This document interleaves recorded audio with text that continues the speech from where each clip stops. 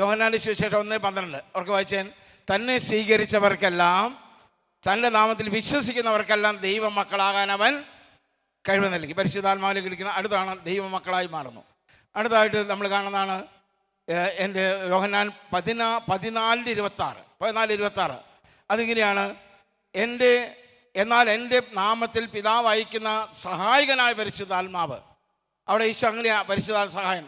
എല്ലാ കാര്യങ്ങളും നിങ്ങളെ പഠിപ്പിക്കും. മാത്രമല്ല ഞാൻ പഠിപ്പിക്കും, നിങ്ങളെ അനുസ്മരിപ്പിക്കുകയും ചെയ്യും. വല്ല മനസ്സിലായി നിങ്ങൾക്ക്? വലിയൊരു അമൂല്യമായ പൊരുൾ അവിടെയുണ്ട്. ഇപ്പം നിങ്ങളുടെ മക്കൾ നന്നായി പഠിച്ചു, പരീക്ഷകളിൽ എന്നപ്പോൾ പഠിച്ചൊക്കെ മറന്നുപോയി. ഇങ്ങനെ മക്കൾ പറയാനായിട്ടല്ലേ? പരിശുദ്ധാത്മാവിൻ്റെ ഒരു പ്രത്യേകത, പഠിച്ചതെല്ലാം എന്ത് ചെയ്യും? അനുസ്മരിപ്പിക്കും. അതാണ് ഞാൻ AP പഠിച്ചപ്പോൾ ഉണ്ടായത്. നമ്മൾ പഠിച്ച കാര്യമെല്ലാം അതിനാവശ്യമുള്ളപ്പോൾ, എക്സാമാണുള്ള ആവശ്യം, അതെല്ലാം ഓർമ്മപ്പെടുത്തുന്ന പറയണേ. എവിടെ എഴുതിയിരിക്കണേ?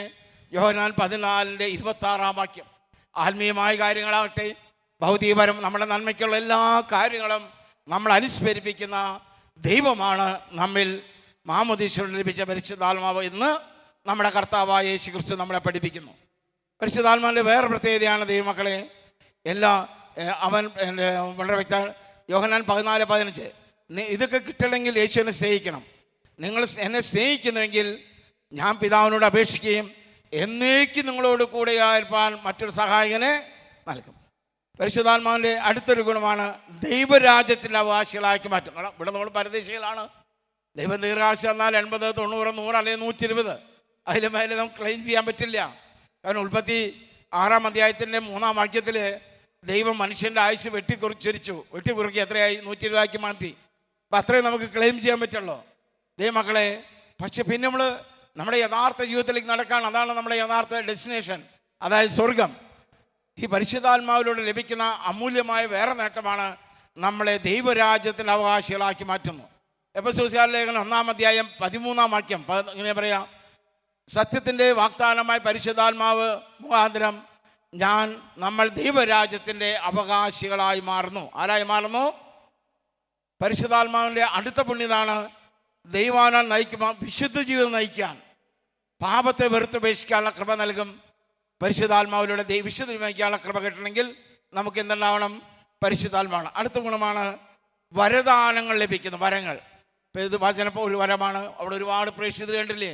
അതൊക്കെ ഓരോ വരങ്ങളാണ്. ദാനധർമ്മം ചെയ്യാൻ പറ്റുന്ന വരം. നിങ്ങൾക്ക് ചിലർക്കൊക്കെ ഇവിടെ ധ്യാനത്തിൽ വന്നപ്പോൾ നിങ്ങളുടെ ബന്ധുമിത്രാദികളോ സ്നേഹിതരെയോ അയൽക്കാരൊക്കെ കൂട്ടിക്കൊണ്ടുവരാൻ തോന്നിയിട്ടുണ്ട്. അതൊക്കെ ഒരു വരങ്ങളാണ്. ഇങ്ങനെ വരങ്ങൾ ലഭിക്കണമെങ്കിൽ, നല്ല വരങ്ങൾ ലഭിക്കണമെങ്കിൽ നമ്മൾ ആരാണെന്ന് അറിയപ്പെടണം? പരിശുദ്ധാത്മാവിൻ്റെ ഒരു ഗുണം അതാണ്.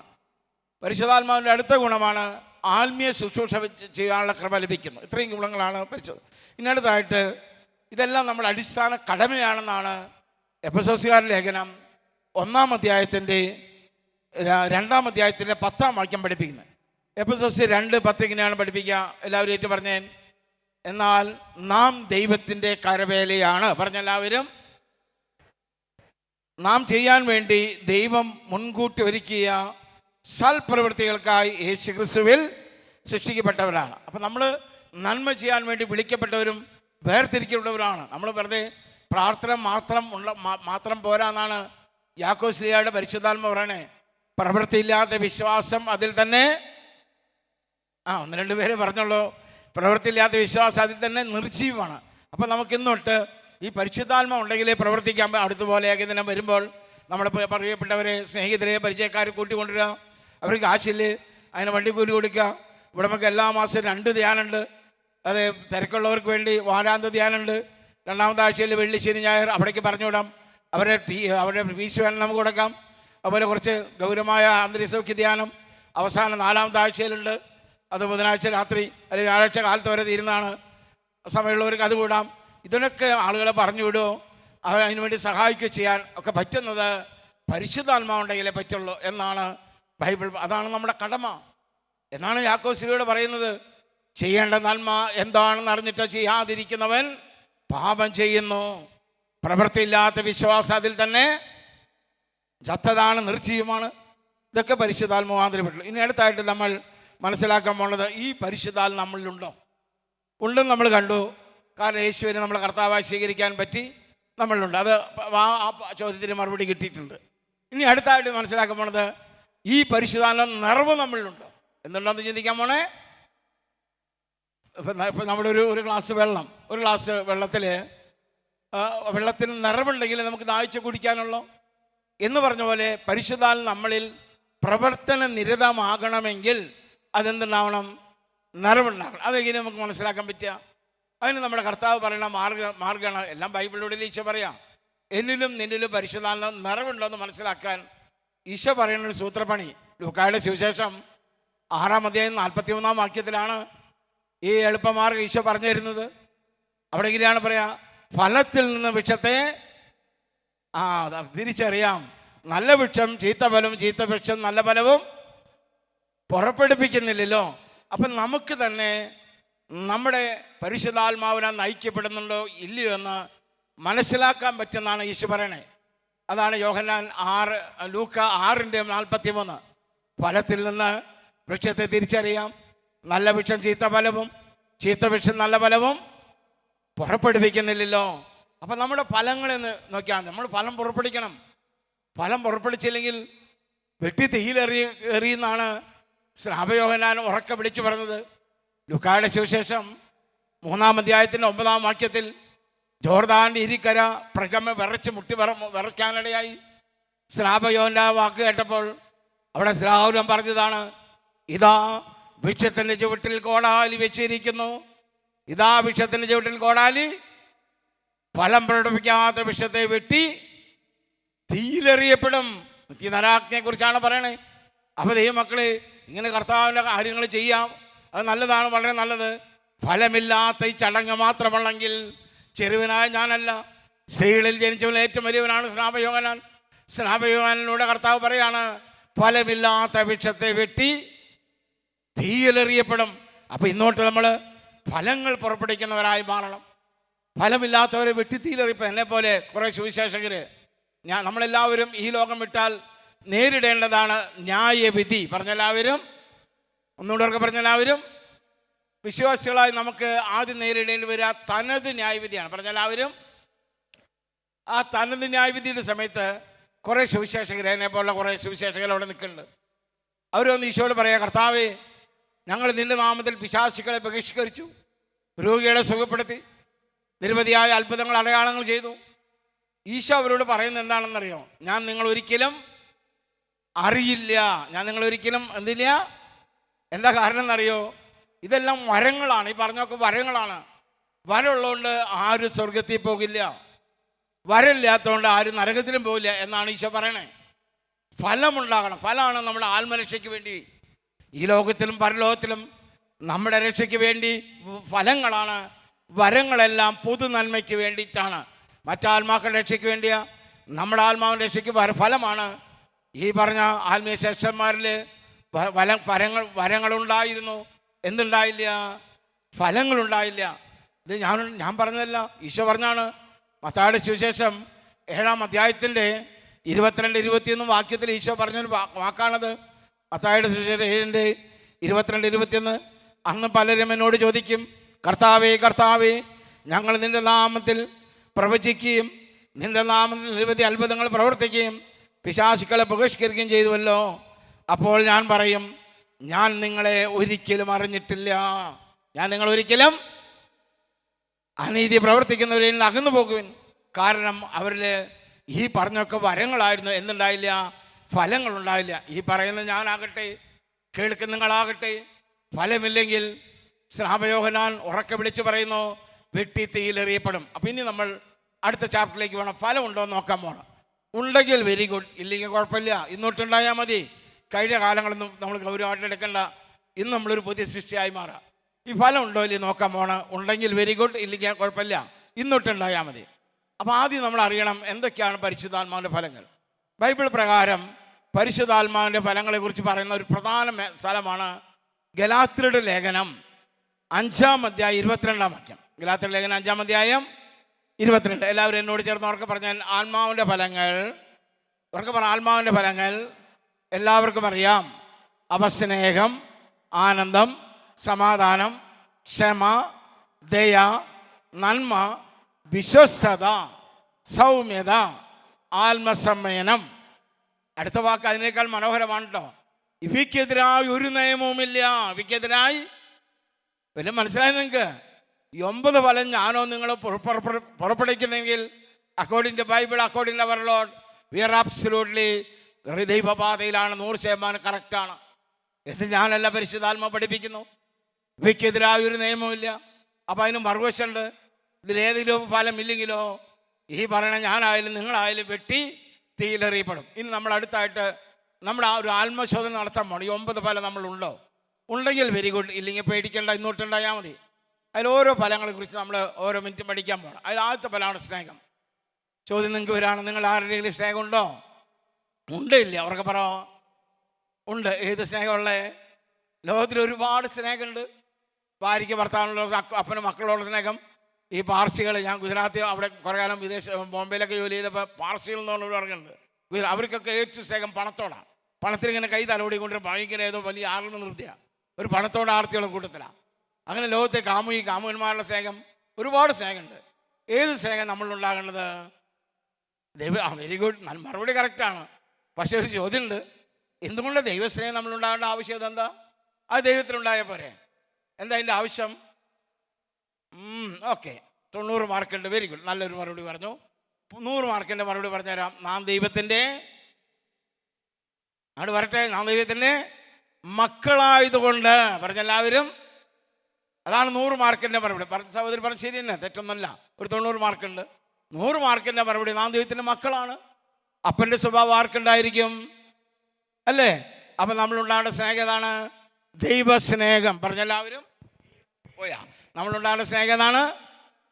അപ്പം അടുത്ത ചിന്ത വരും, എന്താ ദൈവസ്നേഹം എന്ന് പറഞ്ഞാൽ? ദൈവസ്നേഹം എന്ന് പറഞ്ഞാൽ മറ്റൊന്നുമല്ല. എല്ലാവരും അവർക്ക് പറയാം, ദൈവസ്നേഹത്തിന് 4 ക്വാളിറ്റി ഉണ്ട്. എത്ര ക്വാളിറ്റി ഉണ്ട്? അപ്പം നമ്മളുണ്ടാകേണ്ട സ്നേഹത്തിന് എത്ര ക്വാളിറ്റി ഉണ്ടാവണം? അപ്പോൾ ഏതാ 4 ക്വാളിറ്റി? ഒന്നാമത്തെ ക്വാളിറ്റിയാണ് അതിരുകളില്ലാത്ത സ്നേഹം. പറഞ്ഞെല്ലാവരും ഒന്നുകൂടെ അവർക്ക് പറഞ്ഞെല്ലാവരും. അപ്പം നമ്മുടെ സ്നേഹത്തിൻ്റെ ക്വാളിറ്റി എന്തായിരിക്കണം? അൺകണ്ടീഷണബിൾ ലവ്. ഉദാഹരണത്തിന് നമ്മുടെ മോള് ദുബായിൽ നിന്ന് വന്നു. നമ്മുടെ അപ്പുറത്തെ മറിയാമ്മയ്ക്ക് കുറേ ഈന്തപ്പഴവും ബദാമും പിസ്തയും കൊടുത്തു നോക്കിയാൽ ഒരു 6 മാസം കഴിഞ്ഞപ്പോൾ അവളുടെ മോള് UK നിന്ന് വന്നു. 4 ബാഗ് നിറച്ച ഒരു ചോക്ലേറ്റിൻ്റെ കഷ്ണം പോലും നമുക്ക് തന്നില്ല. പിന്നെ നമ്മൾ കൊടുക്കുമോ? നമ്മുടെ മോള് വരുമേ? അങ്ങനെ എഴുതുന്നുണ്ടോ അല്ലേ? അതേത് സ്നേഹ? അതിരുകളുള്ള സ്നേഹം. അതിരുകൾ അവിടേക്ക് നമ്മൾ എത്തിയുള്ളെങ്കിൽ നമ്മുടെ ദൈവമക്കളെല്ലാം ഈശോ പറയണേ, നിങ്ങളെ സ്നേഹിക്കുന്നവരെ നിങ്ങൾ സ്നേഹിക്കുന്നെങ്കിൽ അതിലെന്ത് പ്രത്യേക മാഹാത്മ്യമാണുള്ളത്? കർത്താവിനെ രക്ഷിതാവായി സ്വീകരിക്കാത്ത, പരിശുദ്ധാൽ നയിക്കപ്പെടാത്ത വിജാതീയരും അപ്രകാരം ചെയ്യുന്നുണ്ടല്ലോ എന്നാണ് നമ്മുടെ ഗുരു ചോദിക്കണേ. നമ്മുടെ വീട്ടിൽ നല്ല ചക്ക വരിക്കുക, തേൻ വരിക്കുക, നമ്മളപ്പുറത്ത് കൊടുത്ത് 2 എണ്ണം. നമ്മുടെ വീട്ടിൽ മാവില്ല കേട്ടോ. അപ്പം അപ്പുറത്ത് മറിയാമ്മയുടെ വീട്ടിൽ പുളിയൊരു മാവ് അറച്ചുണ്ട്. പറിക്കാൻ മാളും പറക്കുന്ന കൊലകൊലയായിട്ട് 5-6 കൊട്ടയെ പറിച്ചേക്കണേ. ഒരു 10 50 10-25 എണ്ണെങ്കിലും കിട്ടുമെന്ന് വിചാരിച്ചു. ഒരെണ്ണം പോലും തന്നില്ല. പിന്നെ നമ്മൾ കൊടുക്കുമോ? അതേ സ്നേഹ അതിരുകൾ, അതിന് അതീതമാകണം ഇന്നോട്ട്. അതാണ് നമ്മുടെ അപ്പൻ്റെ സ്നേഹം. വായിച്ചിട്ടില്ലേ നമ്മുടെ ഗുരു പറഞ്ഞത്?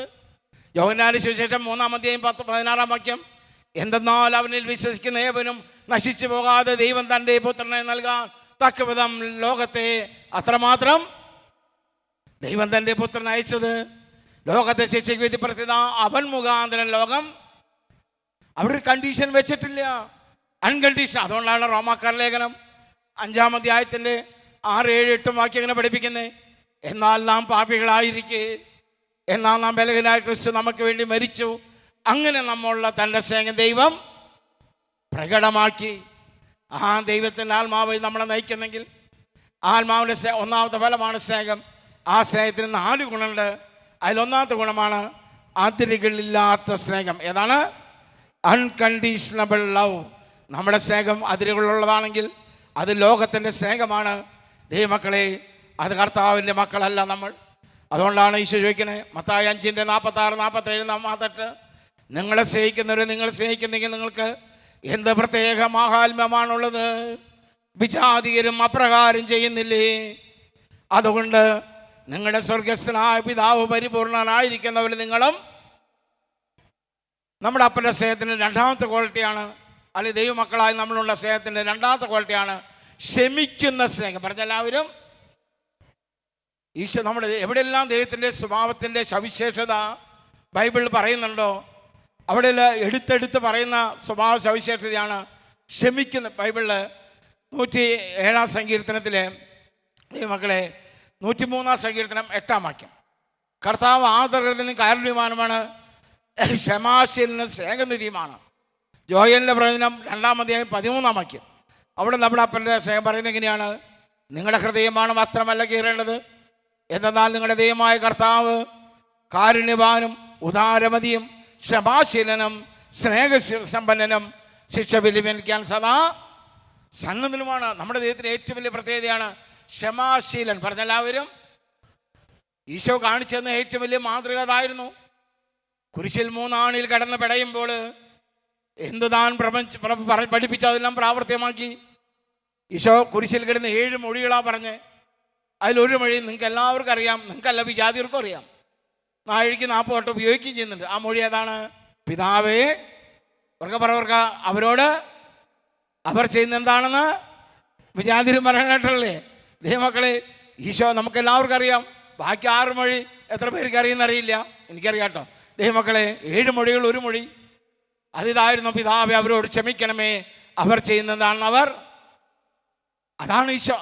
അതുകൊണ്ടാണ് ഈശോ പറഞ്ഞ്, നീ ബലിപീഠത്തിൽ കാഴ്ചകളുമായി വരുമ്പോൾ എൻ്റെ നയനങ്ങൾക്ക് നിൻ്റെ കാഴ്ചകൾ സുരഫല കാഴ്ചയായി മാറണമെങ്കിൽ, നിൻ്റെ അർത്ഥനങ്ങളും സ്തുതികളും സ്വർഗത്തിലേക്ക് ഉയരുമ്പോൾ എൻ്റെ ഹൃദയത്തിനത് പരിമളവും സ്വീകാര്യമായി നിന്നെ ഞാൻ അനുഗ്രഹിക്കണമെങ്കിൽ ഒരു കണ്ടീഷൻ ഈശോ പറഞ്ഞല്ലോ, ആരോടെങ്കിലും വിരോധമുണ്ടെങ്കിൽ അവരുമായിട്ട് നീ കുടിച്ചു വന്ന് പ്രാർത്ഥിച്ച പ്രാർത്ഥന കേൾക്കാമെന്ന് പറഞ്ഞിട്ടില്ല.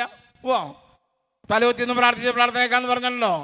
ഒറ്റക്കാലിൽ നിന്ന് പ്രാർത്ഥിച്ച ഒന്നും പറഞ്ഞിട്ടില്ല. there is only one condition, ആരോടെങ്കിലും വിരോധം. അതാണ് കാരണം നമ്മുടെ കർത്താവ് ഏറ്റവും കൂടുതൽ നമ്മൾ ആഗ്രഹിക്കുന്നതാണ്. നമ്മുടെ കർത്താവ് നമ്മളെ എങ്ങനെ കാണണമെന്ന് ആഗ്രഹിക്കുന്നറിയോ? നമ്മുടെ അംബീഷൻ എന്ന് പറയുമ്പോൾ ഇംഗ്ലീഷിൽ, ഇപ്പം നീ ഒരു നേഴ്സാണ് നിൽക്കുക, നിനക്ക് നിൻ്റെ മക്കളെ കുറിച്ച് ഒരു അംബീഷൻ ഉണ്ടാവും. എൻ്റെ മോളെ നീ ഒരു ഡോക്ടറായിട്ട് കാണണമെന്ന് അമ്മയുടെ ആഗ്രഹം. നീ ഒരു പോലീസുകാരനാണ് നിൽക്കുക, മോനെ നിന്നൊരു ഇൻസ്പെക്ടറായിട്ട് കാണണമെന്ന് എൻ്റെ ആഗ്രഹം. നീ ഒരു മെക്കാനിക്കാണ്, നിന്നൊരു എഞ്ചിനീയർ. ഇങ്ങനെ നമ്മൾ നമ്മുടെ മക്കളെക്കുറിച്ച് ഒരു അംബീഷൻ, ഒരു ആഗ്രഹം വയ്ക്കില്ലേ? എൻ്റെ കുഞ്ഞ് ഇന്നതാവണം ഇന്നത് എന്ന് പറഞ്ഞ പോലെ നമ്മുടെ സ്വർഗീയ പിതാവ് തൻ്റെ മക്കളായി നമ്മൾ ഈ ലോകത്തിൽ എങ്ങനെ കാണണം എന്ന തൻ്റെ ഹൃദയവികാരം, ദൈവത്തിൻ്റെ ഹൃദയവികാരം ബൈബിളിലൂടെയല്ലേ നമ്മളോട് പങ്കുവയ്ക്കുക. അത് ബൈബിളിൽ എഴുതി വെച്ചിട്ടുണ്ട്. ഫിലിപ്പിയർ ലേഖനം 4 അധ്യായത്തിൽ 5 വാക്യത്തിലാണ് ദൈവത്തിൻ്റെ അംബീഷൻ, ആഗ്രഹം, നമ്മളെക്കുറിച്ചുള്ള ആഗ്രഹം എഴുതി വെച്ചിരിക്കുന്നത്. ഞാൻ നിങ്ങൾക്ക് വേണ്ടി ആ വചനം ഒന്ന് വായിക്കാം. ഫിലിപ്പിയർ 4 അധ്യായത്തിൻ്റെ 5 വാക്യം എങ്ങനെയാ പറയാ? നിങ്ങളുടെ ക്ഷമാശീലം എല്ലാവരും എന്നോടൊക്കെ പറഞ്ഞാൽ, ബൈബിളിൻ്റെ ഒരു മനോഹാരിത ഞാൻ പറഞ്ഞു തരട്ടെ. നമ്മൾ ചെയ്യുന്ന ആരും അറിയരുന്ന ബൈബിൾ ഉടനീളം. ദാനം ചെയ്യുന്ന ആൾക്കാർ അറിയരുത്. ഉപവസിക്കുമ്പോൾ ഞാൻ വാസ്തവസൻ്റെ കേട്ടാ, നിങ്ങൾ ഓമിയായാലും നല്ല പ്ലസൻ്റ് ആയിരിക്കണം. അല്ലെങ്കിൽ എന്താ പറയുക, പ്രാർത്ഥിക്കുന്ന ആൾക്കാർ കാണാം എല്ലാം അറിയുന്ന പറഞ്ഞിരിക്കണേ. ഒരു കാര്യം മാത്രം എല്ലാവരും അറിയാൻ പറഞ്ഞിട്ടുണ്ട്, എന്താ? നിങ്ങളുടെ ക്ഷമാശീലം. അതാണ് അപ്പൻ നമ്മൾ ഏറ്റവും കൂടുതൽ ആഗ്രഹിക്കുന്നത്. നമ്മുടെ അപ്പൻ്റെ സ്നേഹത്തിൻ്റെ 2ാമത്തെ ക്വാളിറ്റിയാണ് ക്ഷമാശീലം. നമ്മുടെ അപ്പൻ്റെ സ്നേഹത്തിൻ്റെ 3ാമത്തെ ക്വാളിറ്റിയാണ് ദൈവമക്കളെ സഹിക്കുന്ന സ്നേഹം. പറഞ്ഞെല്ലാവരും ഏതാണ്? സഹിക്കുക.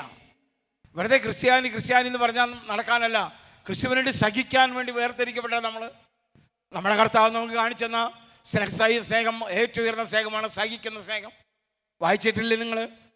യെശയ്യായുടെ 53 അധ്യായം 5, 6, 7, 8, 9 വാക്യത്തിൽ നമ്മുടെ കർത്താവ് നമ്മോട് കാണിച്ച സ്നേഹത്തെക്കുറിച്ച് ബൈബിൾ പറയുന്നത് ഇങ്ങനെയാണ്: അവൻ നിന്ദിക്കപ്പെട്ടു, നാം അവനെ ബഹുമാനിച്ചുമില്ല. നമ്മുടെ വേദനകളാണ് യഥാർത്ഥത്തിൽ വഹിച്ച്, നമ്മുടെ ദുഃഖങ്ങളാണ് അവൻ ചുമന്നത്. അവൻ്റെ മേലെ ശിക്ഷ നമുക്ക് രക്ഷ നൽകി, അവൻ്റെ രക്ഷത്താൽ നാം സൗഖ്യം പ്രാപിച്ചു. നാം ആടുകളെ പോലെ വഴിതെറ്റിപ്പോയി സ്വന്തം വഴിക്ക് പോയി. നമ്മുടെ പാപം കർത്താവ് അവൻ്റെ മേൽ ചുമത്തി.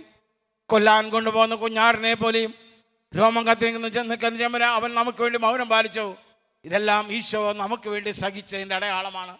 ഈശോ നമുക്ക് കാണിച്ചെന്ന മാതൃക സഹിക്കുന്ന സ്നേഹമായിരുന്നു. അതുകൊണ്ടാണ് ഒരു ക്രിസ്ത്യാനിയുടെ വിളി എത്രമാത്രം മഹോന്നതമാണെന്ന് ഫിലിപ്പിയർ ലേഖനം 1 അധ്യായം 29 വാക്യത്തിൽ പറഞ്ഞു തരുന്നുണ്ട് പരിശുദ്ധാത്മാവ്. ഫിലിപ്പിയർ 1:29 ഇങ്ങനെ പഠിപ്പിക്കുന്നു: യേശു ക്രിസ്തുവിൽ വിശ്വസിക്കുവാൻ മാത്രമല്ല അവന് വേണ്ടി സഹിക്കുവാൻ കൂടിയുള്ള കൃപ അവൻ്റെ നാമത്തെ പ്രതി നമുക്ക്. നമ്മുടെ വിളിയുടെ അവിടെ ഒരുപാട് പ്രേക്ഷകർ കാണുന്നില്ലേ? അവരൊന്നും ഒരു ടീയും പറ്റിയിട്ടല്ല.